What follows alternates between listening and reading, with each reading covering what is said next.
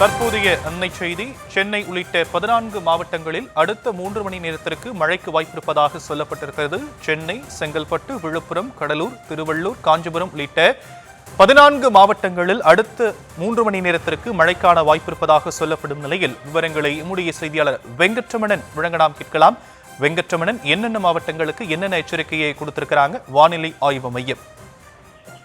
வணக்கம். தமிழகத்தில் சென்னை உள்ளிட்ட 14 மாவட்டங்கள்ல மதியம் 1 மணி வரை மழை தொடரும் என சென்னை வானிலை ஆய்வு மையம் தெரிவித்திருக்கிறார்கள். இந்த 14 மாவட்டங்கள்ல செங்கல்பட்டு, விழுப்புரம், கடலூர் உள்ளிட்ட 3 மாவட்டங்களிலும் புதுச்சேரி பகுதிகளிலும் மதியம் 1 மணி வரை இடி மின்னலுடன் கூடிய மிதமான மழைக்கும், சென்னை, திருவள்ளூர், காஞ்சிபுரம், திருவண்ணாமலை, கள்ளக்குறிச்சி, மயிலாடுதுறை, நாகை, தஞ்சாவூர், திருவாரூர், புதுக்கோட்டை, ராமநாதபுரம் உள்ளிட்ட 11 மாவட்டங்களிலும் காரைக்கால் பகுதிகளிலும் மதியம் 1 மணி வரை இடி மின்னலுடன் கூடிய லேசான முதல் மிதமான மழைக்கு வாய்ப்பிருப்பதாக தெரிவிக்கப்பட்டிருக்கிறது.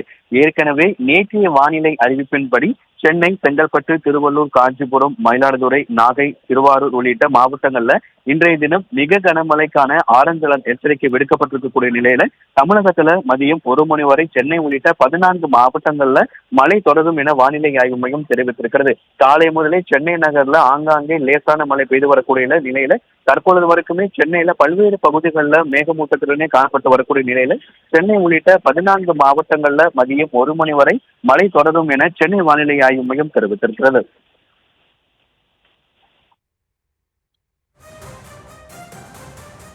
தற்போதைய விவரங்களுக்கு நன்றி வெங்கட்ரமணன்.